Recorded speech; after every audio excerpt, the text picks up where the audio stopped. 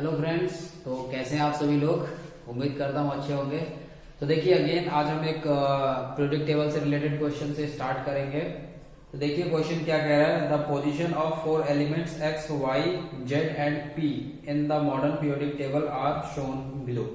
ठीक है कि आपको जो 4 एलिमेंट है उसका लोकेशन दे दिया गया है एक्स वाई जेड और पी का। What is the correct order of increasing electronegativity of elements. यानी कहीं ना कहीं हमसे क्या पूछ रहा है कि इलेक्ट्रोनेगेटिविटी का ऑर्डर पूछ रहा है, इंक्रीजिंग ऑर्डर। ठीक है, तो सबसे पहले हम जान लेते हैं कि इलेक्ट्रोनेगेटिविटी क्या होता है। तो देखिए हमें क्या जानना है, सबसे पहले बताइए इलेक्ट्रोनेगेटिविटी। मैं शॉर्ट फॉर्म में लिख रहा हूँ, क्लियर है। तो हमें क्या जानना है इलेक्ट्रोनेगेटिविटी को। तो देखिए इलेक्ट्रोनेगेटिविटी क्या होता है। इलेक्ट्रोनेगेटिविटी मीन्स कोई भी एलिमेंट है कितनी आसानी से अपने पास इलेक्ट्रॉन को रख सकता है। क्लियर हुई बात कि कोई भी एलिमेंट अपने पास इलेक्ट्रॉन को कितना आसानी से रख सकता है। तो आप मुझे बताइए कौन आसानी से इलेक्ट्रॉन रख सकता है, कमेंट सेक्शन में बताइए। कमेंट सेक्शन आपके लिए ही है। तो चलिए मैं आपको बता देता हूं इलेक्ट्रोनेगेटिविटी। ठीक है, वर्ड से क्या क्लियर हो रहा है, नेगेटिव। क्या क्लियर हो रहा है, नेगेटिव। क्लियर है। अब नेगेटिव मीन्स क्या होता है, इलेक्ट्रॉन। इतनी बात समझ में आ गई। नेगेटिव मतलब क्या हो गया, इलेक्ट्रॉन।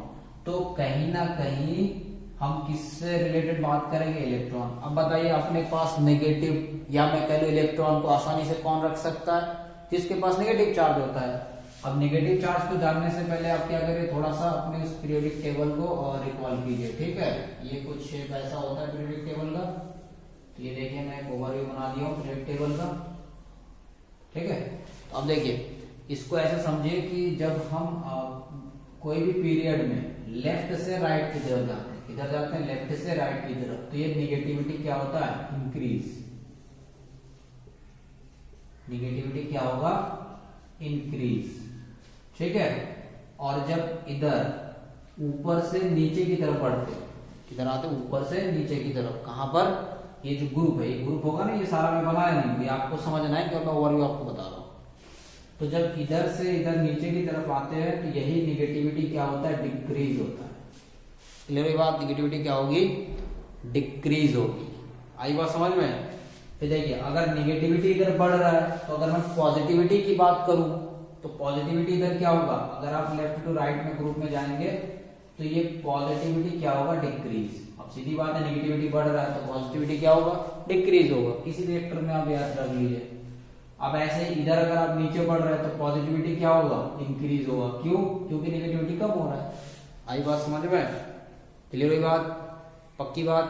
तो चलिए आगे बढ़ते हैं। अब देखिए आपको पता है कि इधर वाले जो थे एलिमेंट कौन था, याद है ना, कार्बन करके था, फ्लोरीन था, फिर उसके बाद नाइट्रोजन था। ये सारे क्या होते हैं, नॉन मेटल। इधर इधर ये इस तरीके से था ना आपका, ये याद आ रहा है। तो ये वाला जो था ये क्या था, ये नॉन मेटल था। क्या था बताइए, ये थे आपके नॉन मेटल। और नॉन मेटल कैसे होते हैं, नॉन मेटल। और नॉन मेटल के पास कैसा चार्ज होता है, नेगेटिव चार्ज। क्लियर हुआ। और इधर ये इधर से लेके इधर सारे क्या थे, मेटल। और मेटल के पास कैसा चार्ज होता है, पॉजिटिव चार्ज। आई बात समझ में। तो बात समझ में आ रहा है कुछ, कि अगर आप इधर से इधर जाएंगे तो नेगेटिविटी बढ़ती जाएगी। और दूसरे वर्ड में अगर हम बताएं तो क्या होगा कि मेटल से एलिमेंट नॉन मेटल की तरफ शिफ्ट होना शुरू हो जाएगा। क्लियर हुआ कि इधर वाले इलेक्ट्रॉन को डोनेट करता है और इधर वाले इलेक्ट्रॉन को लेता है। आई बात समझ में। देखिए मैं हर कॉन्सेप्ट को पकड़ के आपको बता, आप इलेक्ट्रॉन के टर्म में समझना है वो समझ लीजिए। ठीक है, निगेटिव के टर्म में समझना है वो समझ लीजिए। ठीक है, इलेक्ट्रॉन डोनेट करना या एक्सेप्ट करना उस टर्म में समझना है तो वो भी समझ लीजिए, वो भी मैंने बता दिया। क्लियर हुए। तो अब आइए क्वेश्चन की तरफ आगे बढ़ते। तो क्वेश्चन में देखेंगे आप ध्यान से, तो जो हमारा जेड है, जेड, ठीक है, जेड। तो जेड है आपका सेकेंड ग्रुप में, वो सॉरी सेकेंड पीरियड में। सेकेंड पीरियड में कौन कौन है, आपका जेड है और एक्स है। ठीक है, तो बताइए जेड और एक्स में सबसे ज्यादा निगेटिव कौन होगा, सबसे ज्यादा निगेटिव होगा आपका एक्स, सबसे ज्यादा। ठीक है, अब उसके बाद देखिए फिर मैं बताऊं जेड और पी। जेड और पी में सबसे ज्यादा निगेटिव कौन होगा बताइए, जेड और पी में। क्योंकि देखिए नीचे से ऊपर से नीचे जाएंगे तो नेगेटिविटी क्या हो रही है, कम हो रही है। इसका मतलब इस P से ज्यादा कौन है, Z है ना। क्लियर हुई बात, ये बात समझ में आया। फिर उसके बाद देखिए और एक कौन सा है हमारे पास, और एक है Y। अब Y भी देखिए इस साइड में इधर, ठीक है। तो इधर मतलब ये भी क्या है, ये भी इन लोगों से ज्यादा नेगेटिव रख सकता है।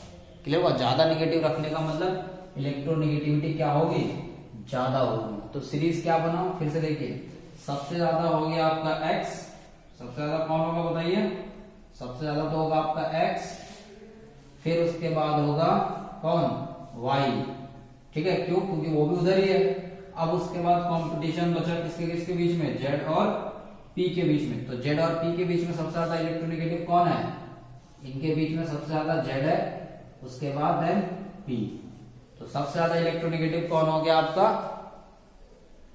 X, Y, then Z, then P। अगर इलेक्ट्रोपॉजिटिविटी की बात बोल देता, इलेक्ट्रोपॉजिटिव, तो इलेक्ट्रोपॉजिटिव P सबसे ज्यादा होता, देन Z, उसके बाद Y, उसके बाद X, ठीक है। तो ये क्वेश्चन देखने में देखिए एक ही लग रहा है, लेकिन अगर आपको कॉन्सेप्ट क्लियर है तो जो लोकेशन यहाँ पे दे रखा है, लोकेशन इधर उधर कर सकता है। क्लियर, अगर कॉन्सेप्ट क्लियर है तो आप लोकेशन से घबराना मत, आराम से इस कॉन्सेप्ट को पकड़ना कि ऊपर से नीचे जाएंगे नेगेटिविटी डिक्रीज होगी, और लेफ्ट से राइट जाएंगे तो नेगेटिविटी इंक्रीज होगी, ठीक है। फिर अगर इधर और इधर वाले में कंपेयर करना है तो हमेशा याद रखना ये वाला जो ग्रुप है ये ज्यादा इलेक्ट्रोनेगेटिव होता है एज कम्पेयर टू इधर वाले, ठीक है। तो आपने देखिए मोस्टली क्लास 10th लेवल में एक तो ये इधर S ग्रुप वाला आएगा और इधर से P ग्रुप वाला, ये बीच में ये होता है D ग्रुप। तो ये D ग्रुप आपके काम का नहीं है अभी फिलहाल, ठीक है। चल तो नेक्स्ट क्वेश्चन की तरफ आगे बढ़ते हैं। तो नेक्स्ट क्वेश्चन देखिए क्या कह रहा है, डिफाइन रेंसिडिटी। तो आपको बताना है रेंसिडिटी क्या होता है। तो रेंसिडिटी आप देखा ही होगा आपने कि आपके घरों में जो कोई तेल से बना हुआ चीज है ना, तो वो अगर काफी दिनों तक रहता है तो कुछ टाइम बाद उसमें से कुछ बैड स्मेल्स आने लगती है। क्या आने लगती है, बैड स्मेल्स। तो बस वही बैड स्मेल ही क्या कहलाता है, रेंसिडिटी, ठीक है।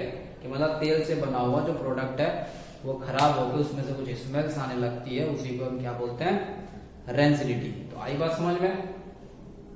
तो वही देखिए यहाँ पे लिखा हुआ है कि जो स्लो ऑक्सीडेशन, ऑक्सीडेशन मतलब समझिए क्या होता है ऑक्सीडेशन। आपने बहुत बार कई सारे कॉस्मेटिक प्रोडक्ट्स में या ऐसे ही बोला जाता है कि इसमें एंटीऑक्सीडेंट होता है, एंटीऑक्सीडेंट होता है, सुना ना एंटीऑक्सीडेंट। तो एक होता है ऑक्सीडेंट, एक होता है ऑक्सीडेंट, ठीक है, और एक होता है एंटीऑक्सीडेंट। तो दोनों का मतलब समझिए, ठीक है। ऑक्सीडेशन रिडक्शन आपने पढ़ा है ना। तो ऑक्सीडेंट में क्या होता है कि ये किसी भी चीज को ऑक्सीडाइज कर देता है, मतलब ऑक्सीजन के साथ रिएक्शन करा देगा या ऑक्सीजन उसके साथ रिएक्शन कर देगा। तो सपोज करिए ये हमारा ऑयल है, अब इस ऑयल के साथ अगर किसने रिएक्शन कर दिया, ऑक्सीजन, क्लियर हुआ। तो ये ऑयल क्या हो जाएगा, खराब हो जाएगा, और जिसकी वजह से इसका जो स्मेल होगा वो आने लगेगा।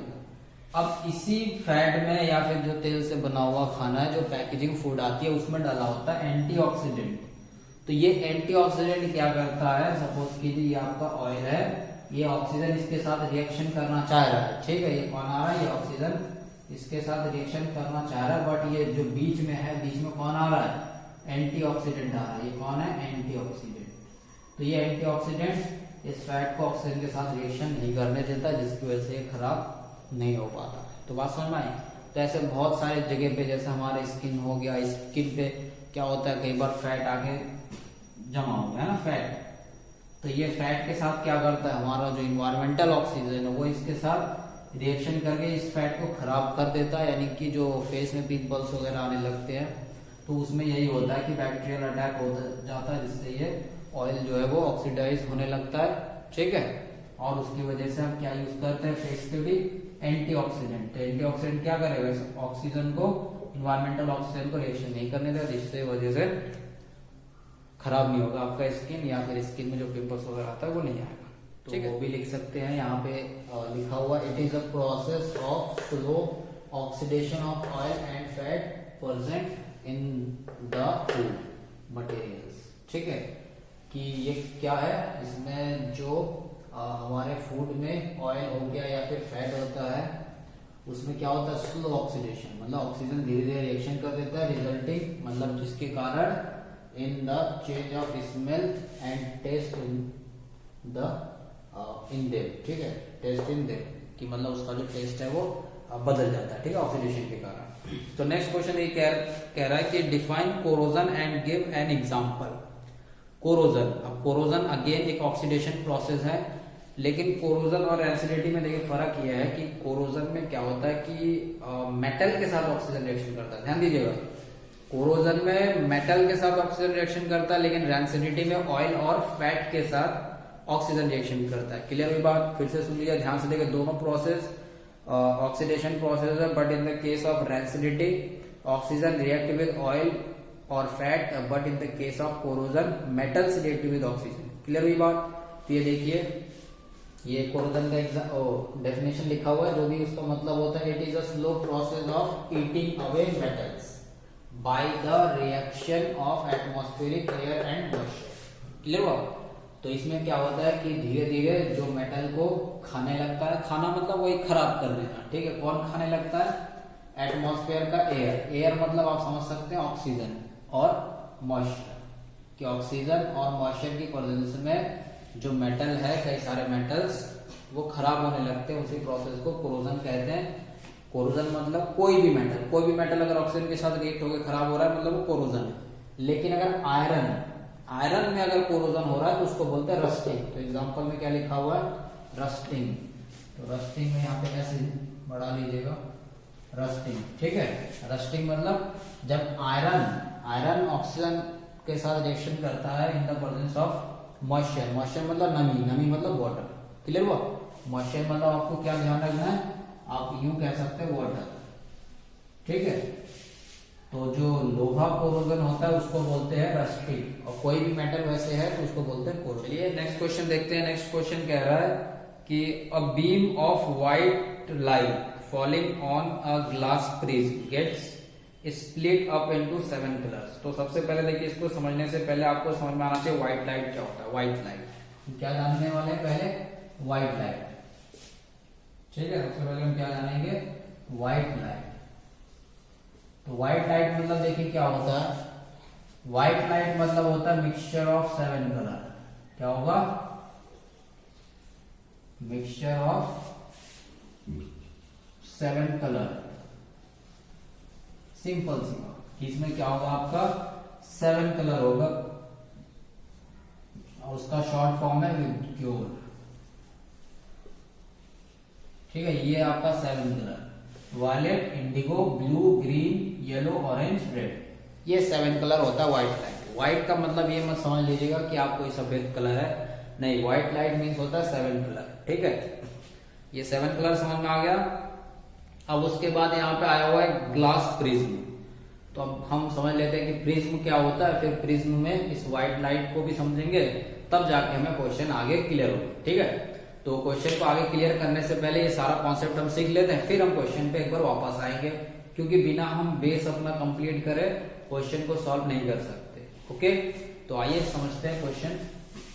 तो दोस्तों इसी तरीके से जो भी क्वेश्चन आपके सामने आता रहेगा वहीं पे मैं आपको सारे कॉन्सेप्ट क्लियर करवाता हुआ चलूंगा, तभी जाके आपको आंसर समझ में आएगा। ठीक है, क्लियर हुआ? ऐसा नहीं कि डायरेक्ट आपको आंसर बता दिया और काम हो गया, ऐसा नहीं करेंगे हम, पूरा जो कॉन्सेप्ट है उसको अच्छे से समझेंगे। ठीक है, तो देखिए ये हो गया आपका प्रिज्म, और ये आ रहा है एक व्हाइट लाइट।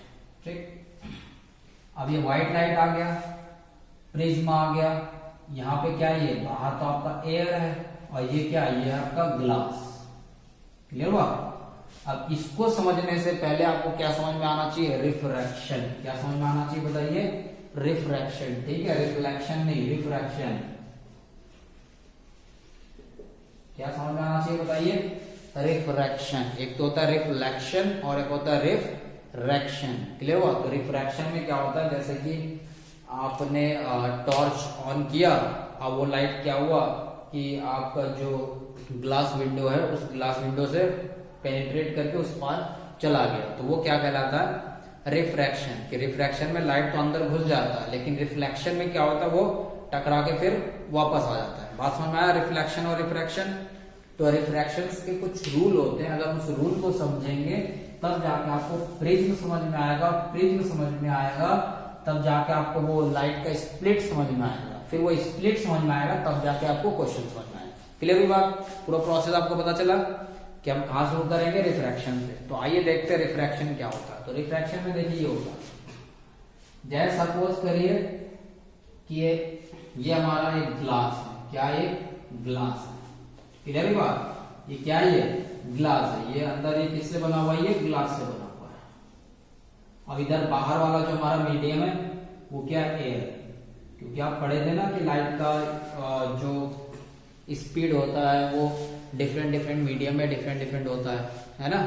तो मीडियम मतलब जिसके अंदर से लाइट ट्रेवल कर रहा है। तो अभी देखिए हमारा लाइट आ रहा है कहां से, ये आ रहा है एयर से। कहां से आ रहा है, एयर से। एयर से आके ये ग्लास में जाना चाह रहा है। क्लियर हुई बात? बात समझ में आया? तो यहाँ पे हम एक इमेजिनरी परपेंडिकुलर ड्रॉ करेंगे। क्या ड्रॉ करेंगे बताइए, इमेजिनरी, मतलब एक्चुअल में कोई परपेंडिकुलर होता नहीं, बस हम इसको सपोज कर लेते हैं। ठीक है, तो देखिए जैसे ये लाइट एंटर करेगा ग्लास के अंदर, तो ये जो स्ट्रेट पाथ है इसको जाना चाहिए था कुछ ऐसे, है ना। ध्यान से देखिए, ऐसे तो जाना चाहिए था, लेकिन ये ऐसे नहीं जाता है। ये क्या होता है, ये जो इमेजिनरी हमने नॉर्मल ड्रॉ किया है इसकी तरफ थोड़ा सा बेंड हो जाएगा। क्लियर है बात? ये ऐसे आई और इस तरीके से नॉर्मल की तरफ बेंड हो गई। कॉन्सेप्ट समझ में आया? बताइए एक बार। फिर देखिए, अब सपोज करिए कि मैं लाइट को पास कराता हूं, कहां से, इस ग्लास में से पास कराता हूं और भेजता हूं एयर में। तब देखिए क्या होगा, ये सपोज करिए लाइट, ठीक है, ये लाइट ऐसे जा रही है, ऐसे गई, और ये हो गया हमारा इमेजिनरी नॉर्मल। ठीक है, अब इसको जाना तो चाहिए था कुछ ऐसे, है ना। क्लियर हुआ? ऐसे जाना चाहिए था, बट ऐसे नहीं जाता। ये क्या होता है, थोड़ा सा नॉर्मल से अवे बेंड हो जाता है, मतलब नॉर्मल से थोड़ा सा दूर चला जाएगा, मतलब जो एक्चुअल पाथ है उससे थोड़ा सा ही अपने रास्ते से भटक के दूर चला जाए। ये क्लियर हुआ? यहाँ पे देखिए नॉर्मल की तरफ पास आ रहा है, यहाँ पे नॉर्मल से दूर जा रहा है। आई होप कि आपको ये कॉन्सेप्ट समझ में आया रिफ्रैक्शन का। क्लियर हुआ कि जब रेयरर और डेंसर, तो एयर को हम क्या बोल सकते हैं, रेयरर मीडियम, और ये ग्लास क्या हो गया, इसको हम बोल सकते हैं डेंसर। डेंसर मतलब समझ में आ रहा है, घना, मतलब जो ग्लास के पार्टिकल्स क्या होंगे, वो काफी पास होंगे, है ना। ग्लास के पार्टिकल्स क्या होंगे, काफी पास होंगे। और वहीं पर अगर एयर की बात करें तो एयर के पार्टिकल क्या होता है, गैसियस फॉर्म में होता है, तो ये दूर होंगे। बात क्लियर हुई? तो मतलब कॉन्सेप्ट ये है कि जब लाइट रेयरर से डेंसर में जा रहा है, ठीक है, मतलब एयर से ग्लास में जा रहा है, तो ये क्या होगा, नॉर्मल की टुवर्ड्स बेंड हो जाएगा। क्लियर हुई? अब वहीं पे अगर लाइट ग्लास से यानी कि डेंसर से रेयरर पे जा रहा है तो नॉर्मल से दूर हो जाएगी, मतलब कि ये नॉर्मल से अवे चली जाएगी। ये कॉन्सेप्ट क्लियर हुआ? पक्की बात? तो अब देखिए इसी कॉन्सेप्ट को हम इस प्रिज्म में अप्लाई करते हैं। क्लियर हुई? नॉर्मल मतलब क्या होता है, ये इस जहां से एंटर कर रहा है इसके साथ ये 90 डिग्री बनाना चाहिए। क्लियर हुई बात? तो देखिए अब उस कॉन्सेप्ट को हम यहाँ पे अप्लाई करते हैं। तो इसको अप्लाई करने के लिए इधर मैं थोड़ा सा बड़ा करके बनाता हूँ तो अच्छे से समझ में आएगा। थोड़ा ध्यान से पेशेंस के साथ समझिएगा, क्योंकि ये क्वेश्चन किसी ना किसी रूप में हर बार आ ही जाता है। थोड़ा सा पैटर्न चेंज हो सकता है लेकिन आ ही जाता है। ठीक है, तो अगर कॉन्सेप्ट आपको पकड़ में आ गया तो आप इजीली क्वेश्चन को सॉल्व कर सकते हैं। ये है प्रिज्म। प्रिज्म मतलब कुछ नहीं, एक ग्लास का ट्रायंगुलर शेप होता है सॉलिड, ठीक है, उसी को क्या बोलते हैं, प्रिज्म। तो देखिए ये आ रहा है हमारा व्हाइट लाइट, ये कौन आ गया, व्हाइट लाइट, और इसमें क्या है, ये इसके पास है आपका 7 कलर। कितने कलर है, 7 कलर। ठीक है, अब देखिए यहाँ पे ध्यान से देखिए, इसमें अगर मैं परपेंडिकुलर बनाऊं तो कैसे बनेगा, ये कुछ इस तरीके से बनेगा परपेंडिकुलर, बताइए। ये परपेंडिकुलर बन गया। अब ध्यान से देखिए, ये इस तरफ है मेरा एयर और ये क्या है, ग्लास। तो ये वाला कॉन्सेप्ट यहाँ पे लगाइए। जब एयर से ग्लास में एंटर कर रहा है लाइट तो क्या होगा बताइए, तो होगा कुछ ऐसा कि इसको जाना तो चाहिए था इस तरीके से, लेकिन ये थोड़ा सा बेंड हो जाएगा, ये कुछ ऐसे, ये बेंड हो गया। क्लियर हुआ? तो अब देखिए इसमें कितने कलर है? 7 कलर, 7 कलर है ना। तो जो 7 कलर है, हर एक कलर की बेंडिंग प्रॉपर्टी अलग अलग होती है। क्लियर हुआ? जो 7 कलर होता है, ये 7 कलर्स की अपनी बेंडिंग प्रॉपर्टी होती है, मतलब कि सब कलर एक ही बराबर बेंड नहीं होता है। क्लियर हुआ? जैसे कि ये बेंडिंग हो रहा है ना, ये तो अगर ये आया तो सपोज करिए कोई इतना सा बेंड होगा, फिर कोई इतना सा बेंड होगा, कोई इतना सा बेंड होगा, इस तरीके से 7 कलर अलग अलग हो जाता है। क्यों? क्योंकि सातों कलर की बेंडिंग प्रॉपर्टी अलग होती है। तो यहाँ अंदर हम बेंडिंग वाला दिखाते नहीं है, अलग अलग कलर को हम इस सरफेस पे दिखाएंगे। ठीक है, तो यहाँ पे दिखाने लगे तो थोड़ा सा डायग्राम बहुत गंदा सा बन जाएगा। तो ये जो सेपरेशन है हम यहाँ पे दिखाएंगे इस सरफेस पे। अब ध्यान दीजिए कॉन्सेप्ट अगेन इस पॉइंट पे नॉर्मल बनाएंगे तो कैसा बनेगा? नॉर्मल अगर आप ड्रॉ करेंगे तो ये कुछ ऐसा बनेगा। तो इस सरफेस पे देखिए क्या हो रहा है कि लाइट को जाना चाहिए था इस तरीके से, है ना, लेकिन ये ऐसे नहीं जाएगा। ये क्या होगा? इस नॉर्मल से दूर भगेगा। तो दूर भगेगा तो ये एक लाइट ऐसे भगेगी, एक कलर ऐसे भगेगी, एक कलर देखिए ये हो गया आपके सातों लाइट क्या हो जाएंगे यहाँ पे आपके स्प्लिट 1 2 3 4 5 6 एंड 7। तो ये हो गया आपके सातों कलर स्प्लिट हो गए। क्लियर हुआ? बात समझ में आया? सातों कलर क्या हो जाएंगे? स्प्लिट। और जो कलर स्प्लिट होता है सबसे ये नीचे होता है आपका V I B G Y O and R। ठीक है, नीचे से हम की ओर पढ़ते हैं violet, indigo, blue, green, yellow, orange, red. ये 7 कलर में सेपरेट हो जाएगा। क्लियर है? तो देखिए ये था हमारा रिफ्रैक्शन। इस रिफ्रैक्शन के कॉन्सेप्ट को हमने यहाँ पे अप्लाई करके ये प्रिज्म वाला समझा। तो यहाँ पे देखिए एक ही सिंगल लाइट जा रहा था, है ना, और उसको हम क्या नाम देते हैं? White light. अब यही व्हाइट लाइट यहाँ पे देखिए 7 कलर में सेपरेट हो गया। इसी को बोला है आपके क्वेश्चन में स्प्लिट हो जा रहा है। ठीक है, और यहाँ पे जो क्वेश्चन में नंबरिंग दे रखा है 1 2 3 4 5 6 एंड 7, ये नंबरिंग दे रखा है। ठीक है, अब देखिए, अब आप एक बार क्वेश्चन को फिर से पढ़िए, तब जाके हम सारे कॉन्सेप्ट को अप्लाई करेंगे। तो दोस्तों आप देख रहे हैं क्वेश्चन तो देखने में छोटा सा है, लेकिन उसका एक्सप्लेनेशन काफी दूर से आया हुआ है। तो मैं सारी बातों को आपको बता रहा हूँ ताकि इससे रिलेटेड कोई भी क्वेश्चन अगर आपका बने तो वहां पे आप फंसूंगा। ठीक है, देखिए वैसे तो कराना हो तो सिंपल, मैं आंसर आपको ऐसे यहीं से ऐसे बना के मैं दिखा देता, देखो ये 7 कलर होगा, 3rd नंबर पे ये है, 5th नंबर पे ये है, तो बताओ सही है गलत है। लेकिन मैं चाहता हूं कि आपके कॉन्सेप्ट क्लियर हो, जिससे कि ऐसा ना हो कि 2 क्वेश्चन तो यहाँ तो कर लिया लेकिन एग्जाम में आया तो क्वेश्चन ही पर लट गया, लेकिन कॉन्सेप्ट तो वही है और तो उस टाइम पे आप सॉल्व नहीं कर पाएंगे। तो इसीलिए मैं आपको देखिए एकदम पूरा बेस से उठा के उस आंसर तक पहुंचा रहा। अब देखिए आप इजीली क्वेश्चन को पकड़ सकते हैं। ठीक है, अब देखिए हम क्वेश्चन पढ़िएगा। तो कह रहा है a beam of white light falling on a glass prism. तो ये देखिए बीम ऑफ लाइट आ गया ग्लास प्रिज्म में, फिर उसके बाद ये स्प्लिट हो गया। ठीक है, कितने कलर में स्प्लिट हो गया? 7 कलर में। तो वही लिखा हुआ split up into 7 colours marked 1 to 7 as shown in diagram. तो ये देखिए डायग्राम में 7 हो गया। फिर कह रहा है a student marks the following statement about the spectrum observe on the screen. तो कह रहा है ये जो भी दिखा इस चीज को एक स्टूडेंट ने मार्क करा। ठीक है, एक स्टूडेंट ने क्या करा? उसको मार्क करा। तो और उसने मार्क देखिए क्या करा? The colour at the position 3 marked and 5 are similar to colour of the sky. मतलब ये 3rd वाला ये कहना चाह रहा है कि ये स्काई कलर, लड़के ने क्या करा? ये 3rd वाला कलर को स्काई बोल रहा है लड़का, और जो 5th वाला कलर है, इस 5th वाले कलर को ये क्या बोल रहा है? गोल्ड। ठीक है, कलर ऑफ गोल्ड, मतलब आप कह सकते हैं येलो, ये बोलना चाह रहा है। गोल्ड का कलर कैसा होता है? येलो बोलना चाह रहा है। ठीक है, और स्काई मतलब ये कितना हो गया? ये हो गया आपका ब्लू। क्लियर हुआ?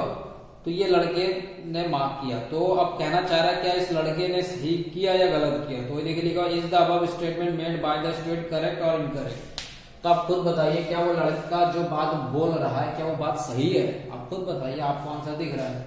हमने क्या फाइंड आउट किया कि थर्ड पोजीशन का जो कलर है वो येलो है और इसी को हम बोल सकते हैं गोल्ड कलर, और जो फिफ्थ वाला है वो है ब्लू कलर। लेकिन लड़का क्या बोल रहा है? लड़का बोल रहा है कि फिफ्थ वाला येलो है, लेकिन एक्चुअल में फिफ्थ वाला क्या है? फिफ्थ वाला तो ब्लू है। क्लियर हुई बात? समझ में आ रहा है ना क्वेश्चन क्या कहना चाह रहा है? क्वेश्चन देखिए फिर से, थर्ड पे लड़का कह रहा है कि उसने स्काई कलर देखा, लेकिन एक्चुअल में थर्ड पे क्या है? येलो कलर है। फिर फिफ्थ पे लड़का कहना चाह रहा है कि येलो कलर है, लेकिन एक्चुअल में फिफ्थ पे क्या है? ब्लू कलर है। यानी साफ बात है कि लड़के ने गलत देखा, यानी लड़का जो बोल रहा है वो क्या बोल रहा है? गलत बोल रहा है। क्लियर हुआ? तो आंसर हो गया। तो आंसर अगर आप लिखना चाहे तो लिख सकते हैं, the statement observe by the student is incorrect. ठीक है, बस इतनी सी बात है। और अगर थोड़ा आंसर आगे बढ़ाना चाहते हैं तो लिख सकते हैं, the student is starting the nature of the colour in the reverse order.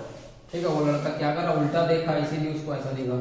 क्योंकि इधर से नीचे से अगर पढ़ेंगे आप तो देखिए 1 2 3, तो देखिए थर्ड पे आ रहा है ना, यही तो थर्ड पे था। ठीक है, तो आप सिंपल से इतना लिख दीजिए कि लड़के ने गलत देखा, बस बात खत्म। और क्या गलत देखा? कि उसने उल्टा बोल दिया, कि जहां उसको ब्लू बोलना था उसने येलो बोल दिया, और जहां येलो बोलना था वहां उसने जो भी है वो बोल दिया। क्लियर हुआ? क्वेश्चन देखिए, कह रहा है कि name the carbon compound which used as a preservative and give its chemical formula and chemical name. तो देखिए सबसे पहले तो आपके यहाँ क्वेश्चन में आया हुआ कार्बन कंपाउंड। क्या आया हुआ है? Carbon compound. तो कार्बन कंपाउंड का मतलब क्या होता है? Compound which is made by carbon. तो कार्बन कंपाउंड क्या होता है? कि जो कार्बन से मिलकर बना हुआ है। ठीक है, ये कार्बन कंपाउंड का मतलब समझ में आ गया। कार्बन कंपाउंड क्या होता है? कि जो कार्बन से मिलकर बना हुआ उसको क्या बोलते हैं? Carbon compound. फिर उसके बाद कह रहा है प्रिजर्वेटिव। प्रिजर्वेटिव मतलब क्या होता है? The substance which used to preserve something. ठीक है, वो समथिंग कुछ भी हो सकता है। आपके घर में अचार को आप प्रिजर्व करके रखना चाहते हैं, जैसे देखिए आपके जो घरों में अचार बनता है वो ज्यादा लंबे टाइम तक वो सेफ नहीं होता है। ठीक है, उसमें वो रैंसिड वाला केस बन जाता है कि उसमें थोड़ा स्मेल वगैरह आने लगता है। लेकिन जो मार्केट में अचार आता है वो देखेंगे आप लंबे टाइम तक अच्छा रहता है, उसका टेस्ट भी डिस्टर्ब नहीं होता है। या फिर और भी कई सारे पैकेजिंग फूड वगैरह आता है, उसमें भी क्या होता है? प्रिजर्वेटिव वगैरह डाला होता है। लेकिन यहाँ पे हमें एक ऐसा कार्बन कंपाउंड के बारे में बताना। तो देखिए उस कार्बन कंपाउंड का नाम है इथेनोइक एसिड। ठीक है, ये क्या होता है? एज अ प्रिजर्वेटिव यूज होता है। कॉमन नेम इसका है एसिटिक एसिड, और इसका केमिकल फॉर्मूला है CH3COOH। ये तो आपका आंसर। तो आई होप कि आपको ये सारे क्वेश्चन समझ में आया। तो दोस्तों फिर मिलते हैं नेक्स्ट वीडियो में अगले क्वेश्चन के साथ। तो दोस्तों कमेंट सेक्शन में जरूर बताइए कि आपको कैसा लग रहा है, क्योंकि आप लोग जो बताएंगे ना उसी से हमें मोटिवेशन मिलता है। ठीक है, कि हमें और वीडियोस कैसा बनाना चाहिए और किस टाइप के क्वेश्चंस पे आपको वीडियो चाहिए, जरूर बताइए। तो फिर मिलते हैं नेक्स्ट वीडियो में, तब तक के लिए हंसते रहिए, मुस्कुराते रहिए। जय हिंद।